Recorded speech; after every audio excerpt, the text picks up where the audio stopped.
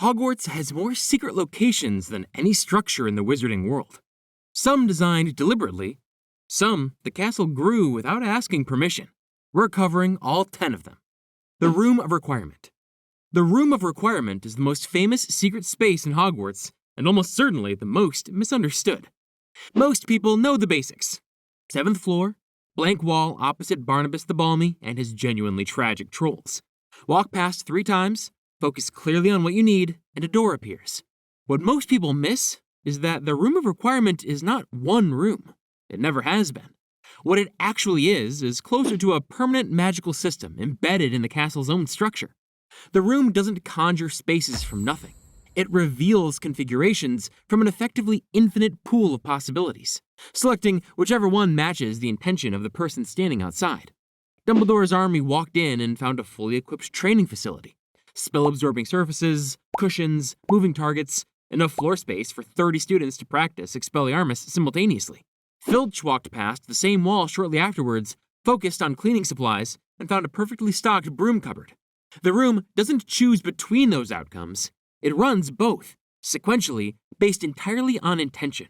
It has probably been doing this for longer than anyone currently alive has been teaching at the school. The Room of Hidden Things is the deepest and strangest version of it. When Harry first accessed this configuration in his 6th year, he described a space far larger than any hall in the castle, an entire landscape of accumulated objects stretching out of sight. Broken furniture, cursed instruments, shattered cauldrons, banned potion ingredients packed into wooden crates, items that students had borrowed without permission, confiscated from friends, or simply needed to make disappear before a prefect walked around the corner. The room has been collecting discarded objects for centuries because it never throws anything away. It only hides. The result is an archaeological record of every reckless thing every Hogwarts student has ever done, preserved and stacked floor to ceiling somewhere inside the 7th floor walls. The room also has limits, and those limits reveal something important about the magic involved. It cannot produce food. Gamb's law of elemental transfiguration is absolute, even for a room this sophisticated. But more revealing is the conflict rule. If 2 people are seeking completely contradictory goals at the same time, one trying to find someone, the other trying to hide from them, the room refuses. It will not serve conflicting intentions. That is precisely why it blocked Harry during his 6th year when he was hunting for Draco Malfoy. The room understood both requests. It simply couldn't honor them simultaneously, so it honored neither. The door didn't appear for either of them. What nobody has ever confirmed is who built it, when it was built, or whether it was built at all. No founder takes credit. No historical account describes its construction. The most credible explanation is that the room is not a design. It is an accumulation. Centuries of protective enchantments, repair spells, and the emotional imprints of thousands of students layering on top of each other until the whole system developed something resembling intelligence. Hogwarts didn't build it deliberately. The castle grew it, without anyone intending to. What is certain is that the castle defends it. Even Fiendfire, one of the most destructive curses in the known wizarding arsenal, unleashed inside the room during the final year of the war, could only destroy what was physically inside at that moment. The walls survived. The room itself survived. The space still exists. And the centuries of accumulated hidden objects that the fire didn't reach are, in all likelihood, still in there. If the Room of Requirement shows what happens when the castle's magic creates something on its own terms, the next entry shows what happens when the builders decide to add their own door. The Secret Passage Network. Hogwarts contains at least 7 confirmed passages that lead entirely in or out of the castle, bypassing the main entrance, the outer walls, and every security protocol the staff has ever implemented. The most well-used is the tunnel beneath the one-eyed witch statue near the staircase to the Defense Against the Dark Arts classroom.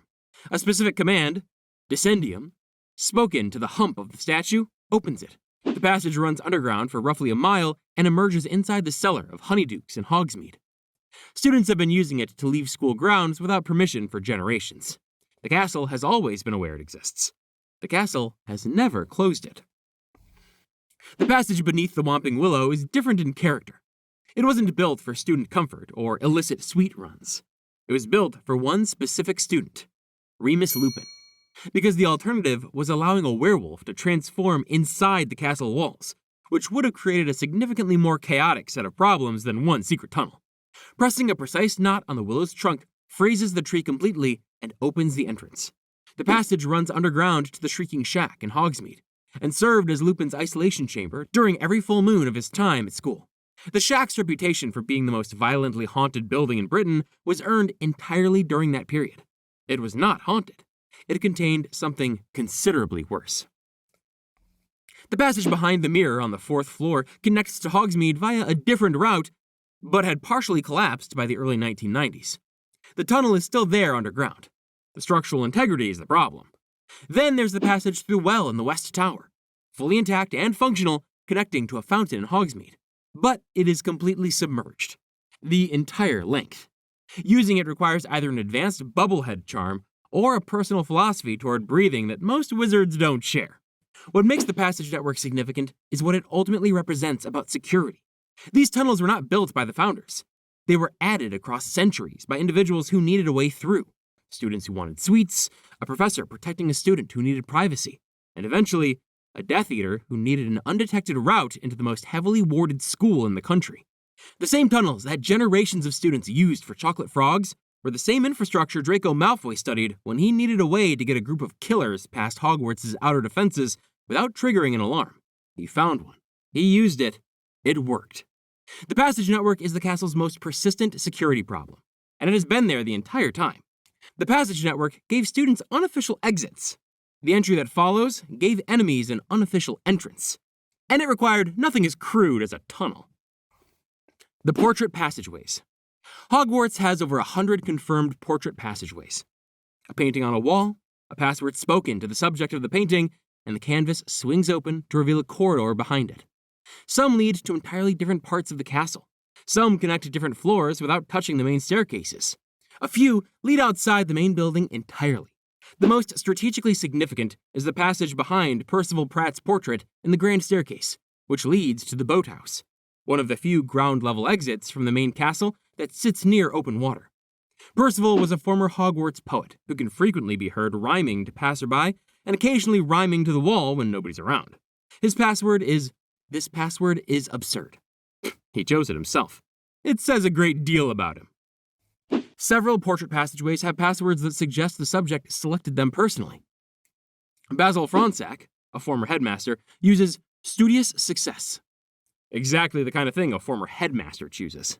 Damara Dodderidge's password is chops and gravy, which nobody has ever satisfactorily explained. The portrait of Elizabeth Burke, former headmistress, noted pureblood supremacist, hides a shortcut near the dungeon entrance. Her password is Slytherins are supreme. That password has apparently been in use for some time without anyone at the school formally reviewing it. Whether this is administrative oversight or something more deliberate is a question the historical record does not answer cleanly. What makes the portrait network extraordinary, beyond the passages themselves, is its secondary function. The painted subjects can move between their own portraits throughout the castle, and they carry information as they travel. This means the portraits are not just doors. They are a parallel communications network, running through the walls of the school, controlled by individuals who have been dead for centuries and have no particular obligation to help anyone currently alive. Dumbledore's portrait in the headmaster's office can relay information to his painted likeness in other locations. What those portraits choose to share, and with whom, is entirely their own decision. Portrait passageways are concealed behind canvas, politely unlocked with a password. The location that follows is not subtle at all. It was an entire wing of the school, repurposed into a classified zone with no disguise except a locked door and an explicit threat of death. The forbidden 3rd floor corridor was not an ancient secret. It did not predate anyone currently on the Hogwarts staff. It was not a product of founder-era construction or accumulated enchantments. It was created in a single summer holiday for a single purpose and dismantled the moment that purpose was complete. When arrangements were made to move the Philosopher's Stone to Hogwarts for safekeeping, the decision was not to build a hidden vault or an underground chamber.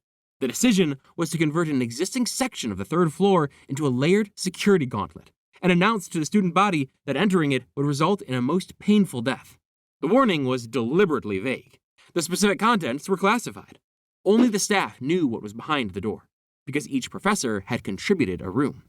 Fluffy, the 3-headed dog, was the first barrier. A living guard placed there by Hagrid, resistant to charm, spell, and most forms of common sense. The counter was music, but Hagrid had shared that detail only with individuals he trusted, which turned out to be a somewhat elastic definition. Beyond Fluffy, Devil's Snare, designed to react to panic, an enchantment key chamber requiring precise magical targeting under pressure, a full-sized animated chess set testing bravery and genuine willingness to sacrifice, a troll which had already been rendered unconscious before the relevant party arrived and contributed nothing, and a potion logic puzzle requiring deductive reasoning in a situation that actively discouraged clear thinking. Each room was calibrated to eliminate a different category of threat: brute force, ignorance, impatience, cowardice, magical shortcuts.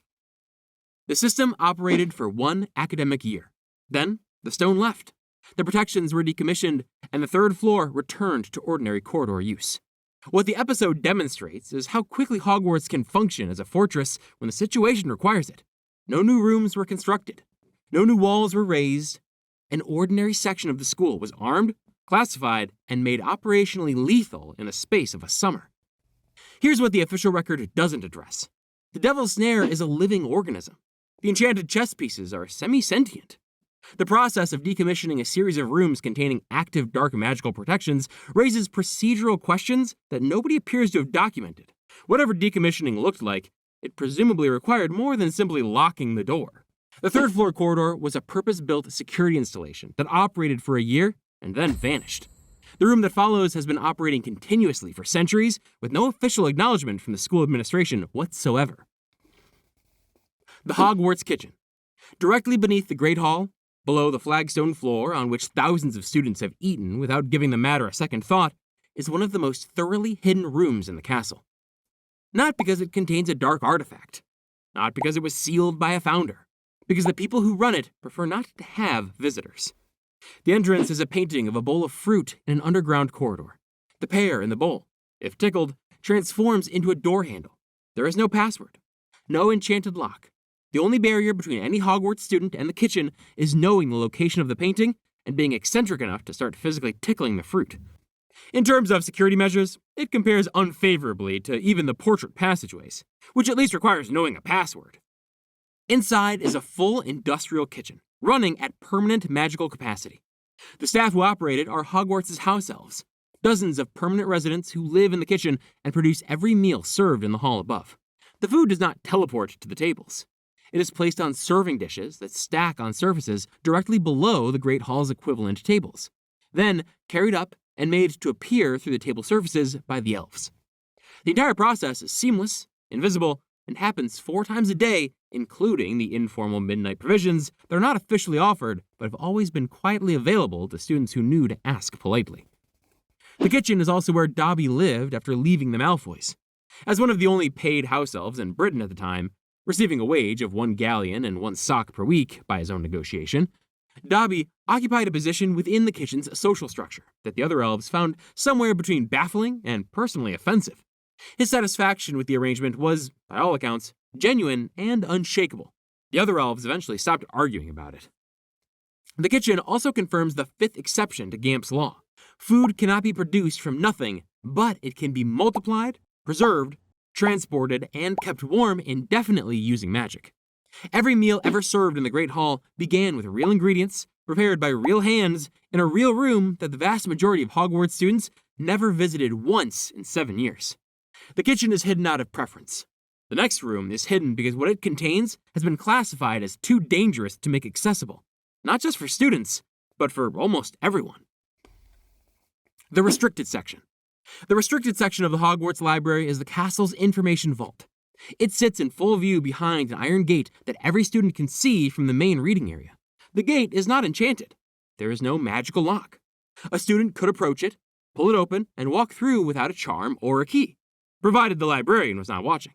The librarian is always watching. The books inside are dangerous in ways that go further than their content. Several volumes scream audibly when opened without the correct preparation. Some whisper warnings to anyone who approaches too quickly. Others contain deliberate curse work. Reading the wrong passage in the wrong mental state can cause genuine psychological harm. These are not metaphorical cautions. Records exist of students who accessed restricted material without proper preparation and subsequently required treatment at St. Mungo's for damage that no potion or counter curse could have caused.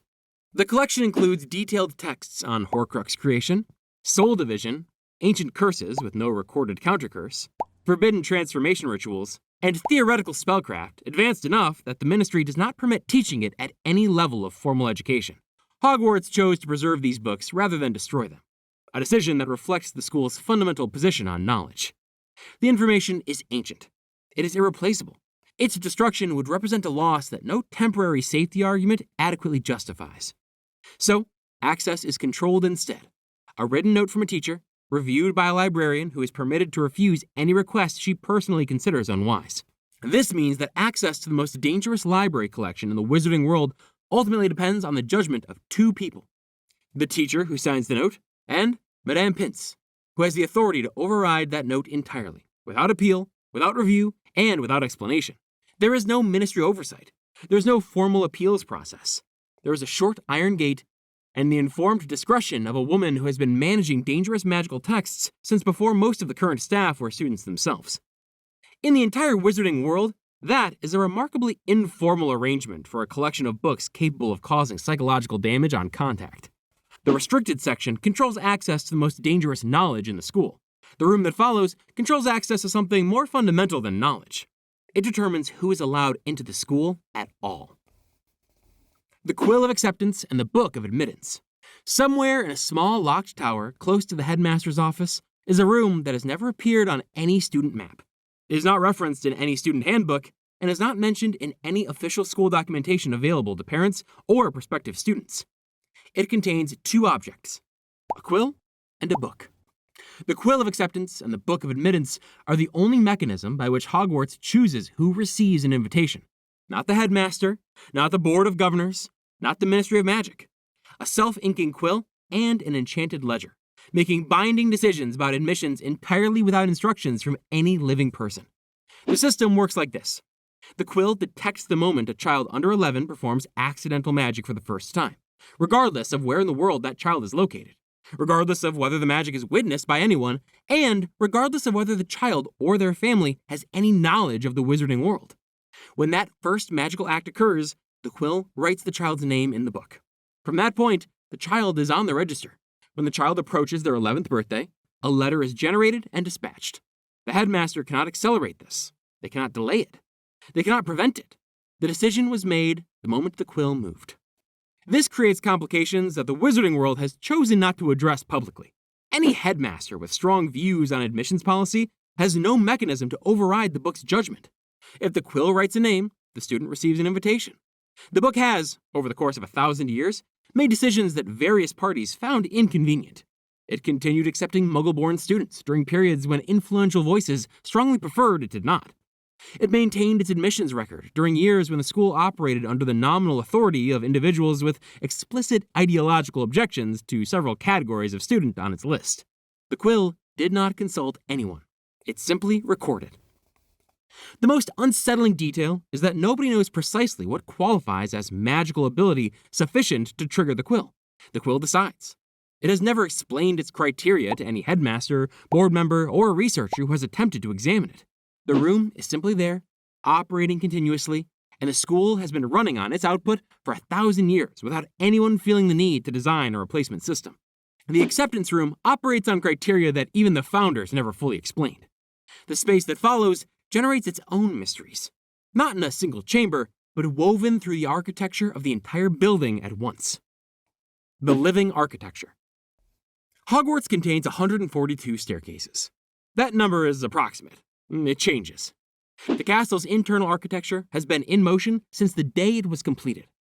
Every protective enchantment, repair spell, expansion charm, and emotional imprint left by centuries of students and staff has accumulated into something that behaves like a living system. The castle generates new rooms. It seals corridors that were open the previous week. It produces spaces that were not on any plan ever drawn and removes others that were. The Marauders spent 5 full years mapping it. The map they produced, for all its extraordinary detail, was already partially outdated by the time the ink dried. The trick step on the staircase between the 2nd and 3rd floors, a collapsing stair that traps a foot inside it, is the most well-known quirk. Filch maintained a written list of defective steps throughout his years at the school. The castle relocated them frequently enough that the list was reliably accurate for roughly 2 weeks at any given point. Students who memorized the specific steps to avoid were, in most cases, memorizing the wrong steps. The most effective approach was to jump the last 3 steps of any unfamiliar staircase and accept the occasional undignified landing as the cost of not having a leg trapped in stone. Hidden landings appear and disappear throughout the building. Near the Ravenclaw corridor, one staircase reveals a small triangular platform when a specific stone is pressed. The stone itself shifts location periodically. Pressing the wrong stone causes the platform to simply not exist, which is a problem if the person pressing the stone is already at height and expecting a floor. Several students have documented this experience. The documentation is written with the slightly indignant tone of someone who feels the castle owes them an apology. Concealed doorways operate on similarly irregular schedules. One door on the 4th floor is magically sealed for 1 day each week, never the same day.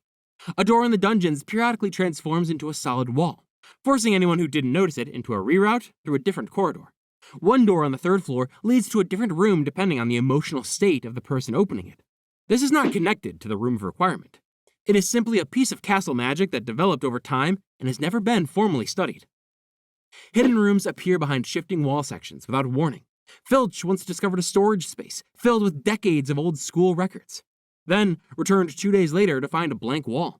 The Marauder's map at one point in its operational life labeled a hallway that no student visiting the relevant area could locate, suggesting the castle had temporarily removed it and had not yet decided to put it back. What this means is that every corridor in Hogwarts contains something unknown to the current generation of students, and the generation after them will find things that nobody living today has seen. The locations that have been discovered, the chamber, the room of requirement, the kitchen, the passage network, are the ones someone happened to find. The castle's full interior has never been mapped. Given the rate at which it changes, it is not clear that mapping it is possible. Everything explored so far, the passages, the portrait doors, the vanishing cabinets, the shifting rooms, was built to serve the school. The chamber that follows was built for the opposite purpose entirely. The Powerhouse, the Chamber of Secrets. At some point in the 10th century, Salazar Slytherin descended beneath Hogwarts and built a room that would outlast everything else in this list. He had disagreed with the other founders over what would become the defining question in wizarding society for the next 1,000 years: whether students without pureblood heritage had the right to a magical education. He lost the argument. He could not change his colleagues' position. So, he built a contingency plan. A space that would survive his departure, operate without him, and activate only when his heir returned. He didn't design it to store objects or to hide a passage. He built it to house a weapon, and to keep that weapon alive indefinitely. The chamber sits deep underground, beneath the dungeon level, accessed through the plumbing of a girl's bathroom on the 2nd floor. The entrance mechanism requires Parseltongue, the language of serpents, spoken to a carved snake on a sink basin. When the correct words are produced, the sink descends into the floor. A pipe opens, and a tunnel runs down through the foundation of the castle into a network of stone corridors, water channels, and vaulted passageways that extend farther than any visitor has ever fully explored. The central hall is dominated by a carved stone face of Salazar Slytherin. Behind it is the creature's lair. The creature Slytherin chose was a basilisk, hatched from a chicken's egg beneath a toad, using a dark ritual old enough that most contemporary wizarding scholars have lost the precise methodology. A basilisk can survive for centuries. Its direct gaze is immediately lethal to any person whose eyes it meets. Its venom destroys almost any known magical protection and kills within minutes. Its skin is resistant to the majority of curses that would damage a conventional creature. Slytherin designed the chamber specifically to sustain this basilisk indefinitely. A water supply drawn from the castle's own plumbing, a dormancy cycle allowing centuries of inactivity, and a food source sufficient to maintain a fully grown serpent between activations. The creature was not a guard. It was a scheduled execution waiting for instructions. The chamber was first opened in 1943. Tom Riddle, a fifth-year student who had spent months researching his ancestry in the very library currently holding the materials in its restricted section, located the entrance, spoke to the carved snake, and released the basilisk for the first time since Slytherin had sealed it. A Muggle-born student named Myrtle Warren died, almost certainly the first person to look the creature directly in the eyes. What Riddle did next compounded the crime considerably. He used Myrtle's death to create his first Horcrux, splitting his soul for the first time inside the chamber on the same night as the killing. The Chamber of Secrets became, simultaneously, the site of a murder, and the location of one of the most advanced and disturbing pieces of dark magic in the wizarding world's recorded history. The planning involved from a 16-year-old does not improve on reflection. Riddle framed Hagrid for the attacks, closed the chamber, and left. 50 years later, a preserved memory of himself hidden inside an enchanted diary possessed Ginny Weasley and opened the entrance again. This time, the basilisk did not find direct eye contact. It caused a string of petrifications instead of deaths. Students seeing reflections or indirect glimpses rather than looking into the creature's eyes outright. Harry eventually went in, killed the basilisk with the sword of Godric Gryffindor, and destroyed the diary. The chamber sealed for the second time. Here's what is rarely discussed after that point. The chamber is still there. The basilisk's corpse is still in the central hall. And basilisk remains do not simply decompose. Its venom is still potent. Basilisk venom is one of the very few substances capable of destroying a Horcrux, a fact confirmed by events in 1998. Its bones have properties applicable to advanced spellcrafting that have not been formally studied because nobody has gone back to study them. The stone passages extend well beyond what any account describes. The full layout of the chamber has never been recorded. Nobody knows what else is down there, because nobody has looked. The only reason the chamber remains sealed is that no confirmed Parselmouth has made a public appearance since the defeat of Voldemort removed that ability from Harry Potter.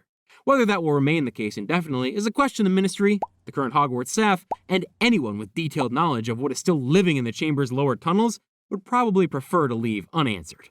Salazar Slytherin built a room designed to operate without him, on a timescale he never specified, for a purpose he never finished pursuing. It is, by any reasonable measure, still operational.